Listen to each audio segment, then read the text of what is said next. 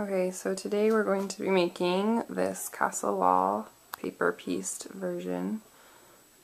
This is from Sew What Sherlock.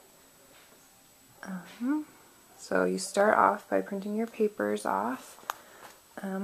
Once you have those ready, you'll cut them pieces out.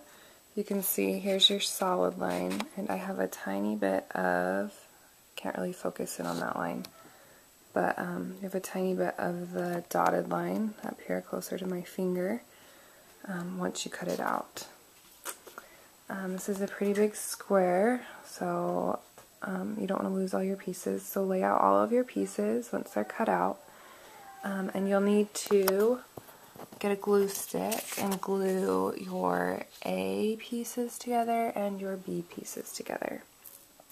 So I can't hold my camera and do that at the same time, but what I'll do is I'll put a little bit of glue right along here, and then I'll take it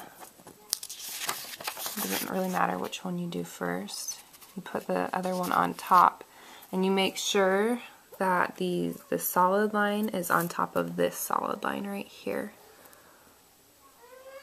So hopefully you can see that. You want this solid line and this solid line to be right on top of each other. And you can hold them up to the light to make sure that they're lined up before you get started, before you glue them together. So I'm going to go ahead and do that to all of my A3 piece and my A2 piece. So all of the ones with the little wedge. I'm going to go through and do that to all 4 of those. I'm also going to do that to my E1 piece. I'm going to glue the E1 pieces together. So they're right there. So again, I'm going to glue the solid line over the solid line. Okay, so I'm going to do that and then get back on. So I went ahead and I glued all my pieces together. The black line is on top of the black line, the solid line. And then you also want to make sure that for the most part, this line and this line line up. And I forgot to mention that before. So this is eventually the line that you're going to use to sew all of the pieces. All of the, like this piece to this piece will be the line that your seam line is on.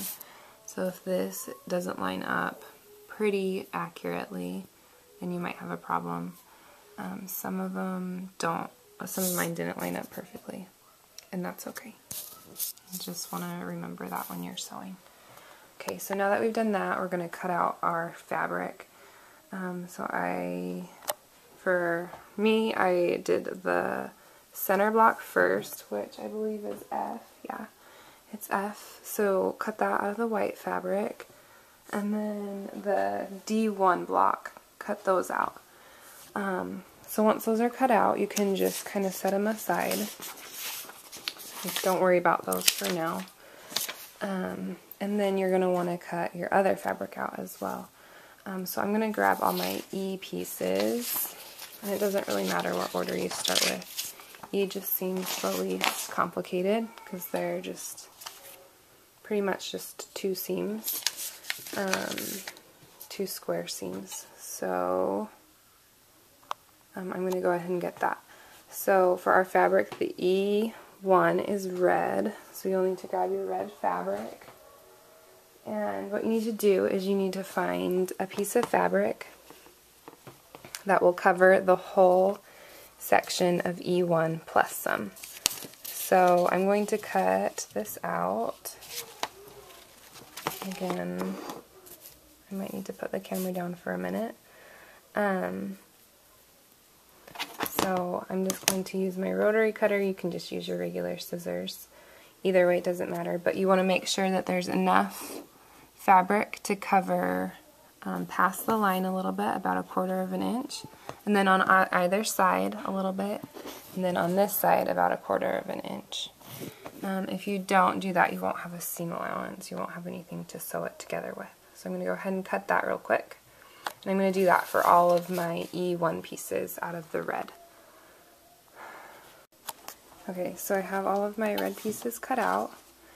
And I'm going to go ahead and I'm going to glue them on top of the E1 section. of each of them. This will help it so that when you're sewing it won't move around. And there's a couple different ways to do paper piecing. The way I learned was to just glue it right on top of the right side of the paper, so you won't be able to see E1 anymore. I think if you were to do it the other way, it would work out just fine. For other projects it might matter, but for this one it won't matter if you do it on the right side or the wrong side of the fabric. So I'm going to go ahead and just do a couple dots of glue, and then I'll be... So I glued the red pieces to the back, or to the front of the paper piecing, so it's secured there now, so it won't wiggle around when I'm sewing. Now I'm going to go ahead and cut out the E2 fabric, which will be in this spot right here, so it'll be the blue. So you want to do the same thing for that. You want to cut a piece of fabric that will cover this entire E2 section, plus a little bit on the side, and it'll come down about I don't know, a little bit extra on the top and the bottom. I'm going to cut those out. Okay, so I cut out all of my blue fabric for the E2 square, and now I'm going to pin it on top of the red fabric. So the reason you're doing it on top is because you're going to sew along this line right here. You're going to sew along this line, and so it'll go on top, and then when you're done sewing, you'll be able to fold it over and iron, and it'll be open. So hopefully that's not too confusing. So just pin it right along that line, making sure that you'll have plenty to cover this square once it's folded over. Okay, so if you pinned it up here, you wouldn't have enough room once it's sewn to fold it over and cover the entire square, so that won't work. You need to make sure that it's about 1/4 of an inch or more from this line, and then that also it will cover the entire square once you fold it over. Okay, so I'm going to go ahead, and you can use your glue stick. My glue stick is like I guess not as good of a brand, so the red tends to bleed onto the blue if I use the glue stick on that. So I'm just going to go ahead and pin it, and I'm going to do that to all of mine. Okay, so now I'm at my sewing machine, and I'm ready to sew my E1 to my E2 piece. But first I need to adjust my stitch length. And on my sewing machine, it's just this little button right here. Yours is probably different. But you'll want to do it to about half of what it's already set at. So mine's at 3, so I'll want to change it to 1.5, or even I've seen some people change it to 1. 1.5 seems perfect for mine. You can play around with it. And then I'm going to sew along that line I showed you earlier. So there's E2, and then E1 is tucked in here. You can't see it because it's glued. You have your red fabric and your blue fabric, and then I'm going to flip mine over, and you can kind of see, it's harder to see here because there's not a lot of light in my room, but you can see the line through the paper. And you're going to sew all the way along that line, and then also, I don't know if you can tell, but there's the dark line that kind of makes a T. You'll sew from the very end of the paper to the very end of the paper. So there's not a line right there, but you're going to sew there anyways. And I do that with all of my E1, E2 pieces. And that's kind of hard to do while I'm holding a camera, so I'll come back in just a second and show you what I've done. But I'm just going to go straight through the paper, straight through on that line. Okay, so right now I'm sewing through my layers, my E2 to my E1 pieces. Okay, and I'm done with one section, and I just chain piece all of mine together so I don't have to stop and start and stop and start. So just, you can see the line through the paper. If you can't, for some reason, you can trace that line. So if for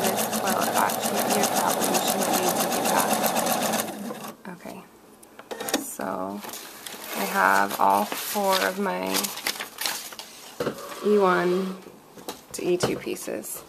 I'm going to go ahead and I'm going to cut those all apart, take the pins out, and then I'm going to iron them over. Okay, so right now I'm ironing that piece that I just sewed down. And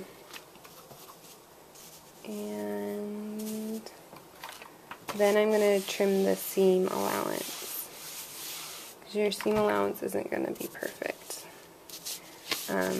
You'll see that your seam allowance will have that, and it won't look nice once your quilt is all assembled. So for some people, they just take their scissors and they trim just right along that, about 1/4 of an inch. I like to fold the top fabric over and the paper back. That'll actually help you when you're tearing off your paper. It'll be easier to tear off. And then I'll just take my 1/4 inch ruler, my rotary cutter, and I'll just cut right along that line. And I'll do that with all of my pieces right now. So I just trimmed off my seam allowance for that one piece, for all of them actually. And then now I'm going to flip it over so you can see what it looks like from the other side. So you do have some extra fabric on each side. So now we just need to finish off this piece by connecting the white. So right now we just sewed the red piece to the blue piece right here. And so we just sewed this piece to this piece. And now we need to sew this other little white piece in. So I'm going to go ahead and do that. I'm going to do that by cutting out the fabric again.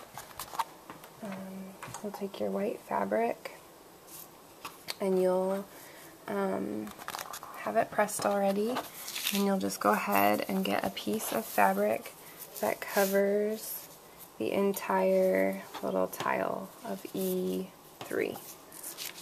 You want it to cover all of it, so that once it's sewn on, it'll cover that whole piece plus the 1/4 of an inch for the seam allowance. So I'm going to go ahead and cut that for all of my E3 pieces. So now that I cut all of my E3 white fabric squares, I'm going to go ahead and pin it on top of the red again, so that once you sew on the line, you'll be able to flip that piece over and iron it, and it'll cover the entire square plus 1/4 of an inch for the seam allowance. So that should be perfect right there. And I'll go ahead and pin that to all of these pieces again. So now we have our piece of paper, our red square that represents E1, and then our white square that is going to be our E2 square. And the red is pinned on top of the white. And I'm going to flip it over like I did last time.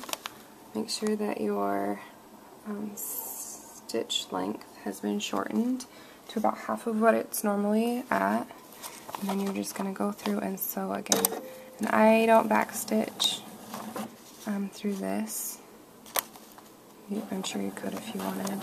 On other paper piecing, you'd want to possibly do that depending on how small the pieces are.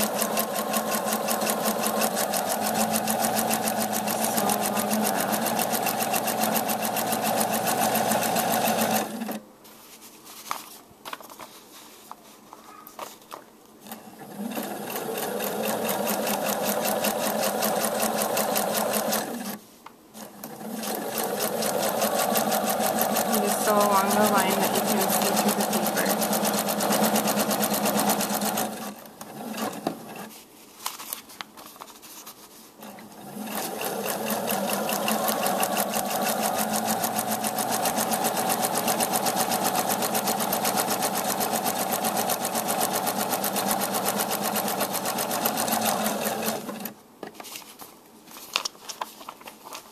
And then you should be done with all of your E pieces. So now, once you get those sewn, you'll want to iron them. You want to press over the white and then trim your seam allowance. So I just pressed over my white pieces, and then I folded back my white piece, and I folded back the paper piece, and all that was left was the extra seam allowance. And then I went ahead and I took my 1/4 inch seam, my 1/4 inch ruler, and cut this seam to about 1/4 inch. Now you can fold that piece, both pieces, and I'm going to trim my piece to the size of the square, to the size of the paper.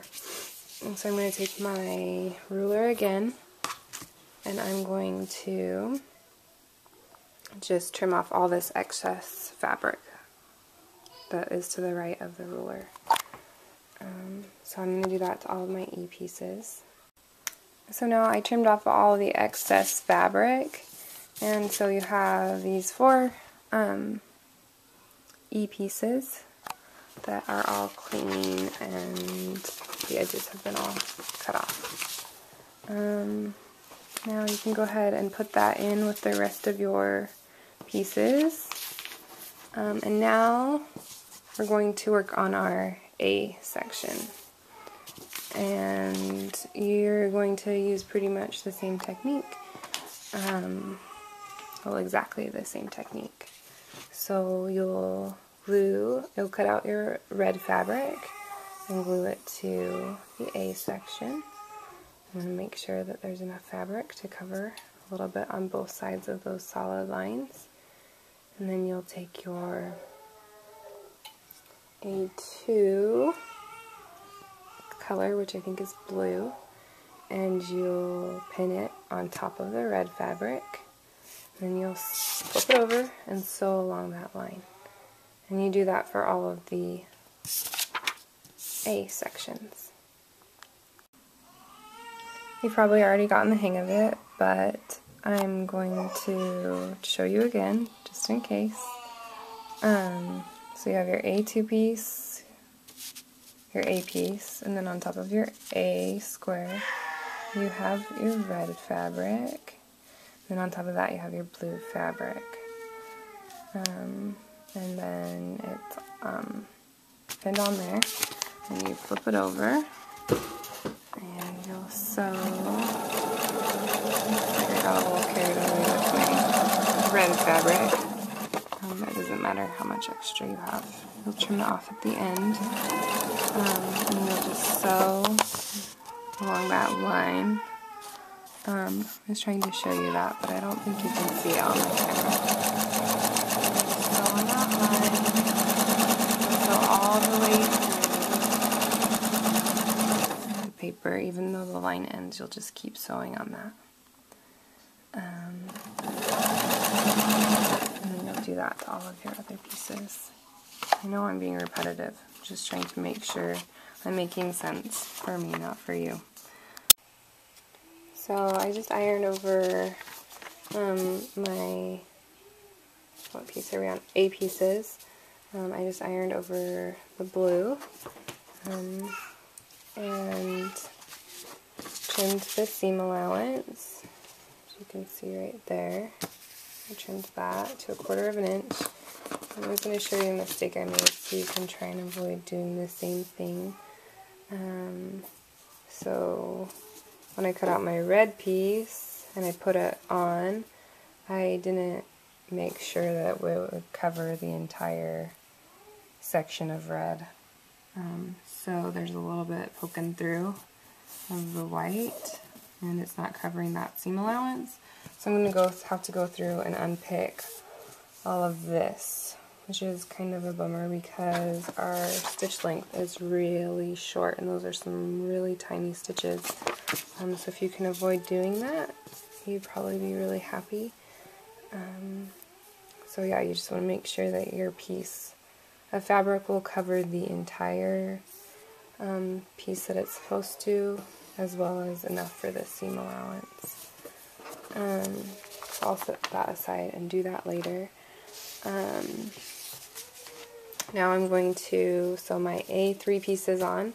I went ahead and I cut those out already. So you'll just want to pin that there, And then just make sure that once it's ironed over, it will be covering the entire piece of paper. I'm going to go through and pin those on and sew those together. So I've sewn that on along the line and then ironed it over. Now I'm going to cut my seam allowance and then trim down the edges. So now we have our B and C sections, which are shaped like kites. So you'll need a white piece of fabric for this diamond shaped section and blue for these little triangles. So we're going to duplicate this right here. So white for the diamonds, blue for the triangles. So I've already done white for the diamond and blue for the triangle. So you'll use your glue stick to attach the white to the paper, and then you'll pin on the blue, and then you'll go over to your sewing machine and repeat the same process that we've been doing. So we'll flip it over and we'll sew along this line here, and then once we're done doing that, we'll come back, we'll open it up, we'll press it over, we'll come and trim the seam allowance, and then we'll repeat that on this side. Okay, so right now I'm trimming the seam allowance. You'll notice that on this this B and C pieces, that the second one you try to trim will be a little bit trickier, because when you fold it over, there's like a little, and my thing won't focus that close, but there's a little Y seam right there. So you might have to tear the piece of paper a tiny bit to get that to fold over to be able to trim your fabric edges. And then since you can't tear your fabric to do the same thing, it might create a little bit of a mess when you are cutting your seam allowance. You can avoid that by stopping right at the point of that if you want. It is such a small Y seam that I don't think it really matters, but maybe if you're more experienced sewer it will bother you. For me it doesn't bother me, so I just kind of pretend that it ends there. It's kind of, I don't know, gathered a little bit at the end. That's fine. Just trim your seam allowance the same way you normally would. Again, you can stop your seam right about there and backstitch. I just go right through and just kind of ignore the fact that there is a tiny, tiny little Y seam there. Now I'm going to trim the rest of my fabric off. That is the excess. So here's my B and my C pieces that I've done. And I'm out of Kona white, so I cannot finish these other pieces, but right now you would want to finish all of your B and C pieces so that you can quickly assemble them. And that's what I'm going to show you how to do with these pieces right here. So I'm going to sew my A piece to my B piece. So how you do that is I went through and I traced along the line. You don't need to do that, I just did that so the camera could pick it up. So I did that on this side and this side. And the little dots are where you're going to want to line the pieces up with. So you see here, you want these two pieces to match up when you're done sewing. And the same right here. So we'll zoom out on that. And so that's what we're trying to achieve right there, so that those two pieces, little dots, line up. So again, we'll go over here, and looks like I traced the wrong ones.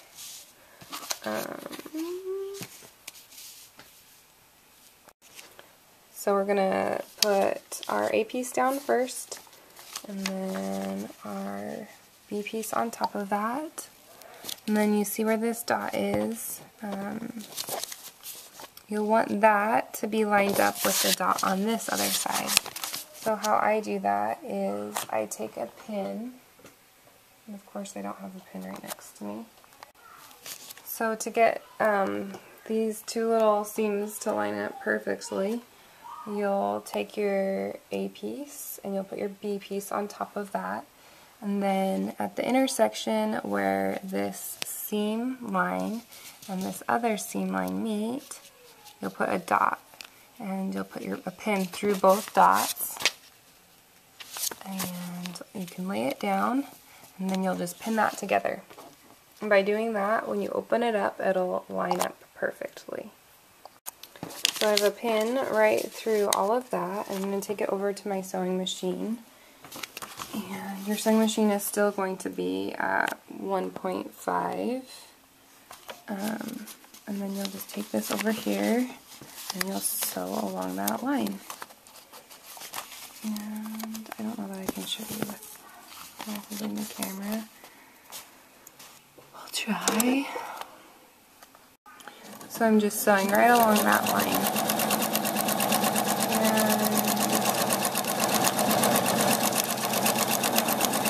And that'll make it really easy to line up at least those 2 points.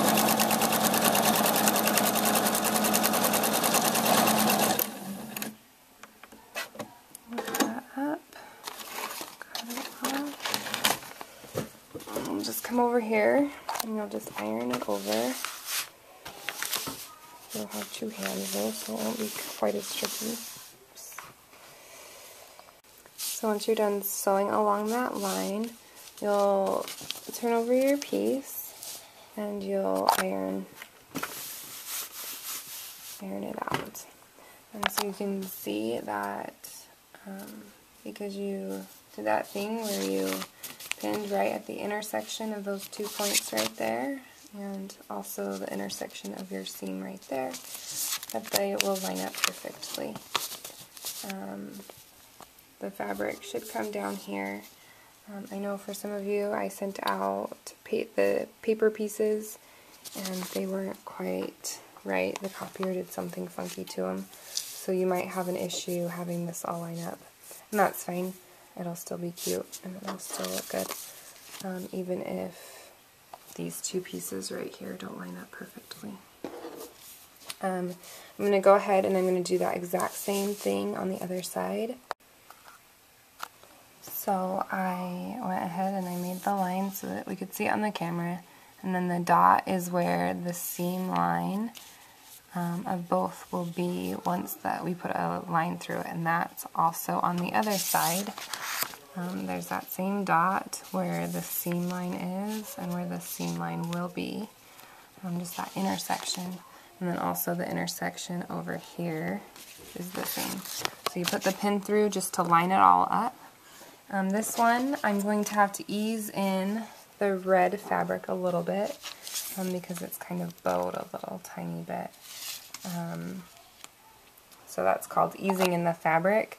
So you still keep the pins in the same spot, but you'll just kind of add a little tiny bit of extra fabric in as you go along, so that it still lines up perfectly, even though for some reason I might have sewn crooked or something, and so this red piece ended up longer than this piece right here did, if that makes sense. If not, don't worry too much about it. If it doesn't line up perfectly, it's still going to look beautiful. So you can see I sewed along that line and I ironed it over. It's actually this piece I worked on, and you can see how it's kind of gathered there a little bit. There's from where I eased it in. Once you wash the quilt and get it on your bed or over your couch or something, you won't even notice this. So I guess if that bothers you, then maybe you could do it so that there's just a little bit off. Either way, it's up to you. So at this point, I'm going to sew my, I think it's called D piece on, just this corner piece right here. But before I do that, I'm going to tear off all my paper. It's best to do that really slowly. You don't want to pull out any stitches. So I just fold over all of the pieces that I'm about to tear off and just do that really slowly. So I'll go through and do that to all of those. Okay, so here's what we have now. My camera died, and I didn't realize it, so I did sew on this little red corner, the D piece, and I didn't use the D paper piece. You could attach it with glue and sew it on that way, but you don't need to.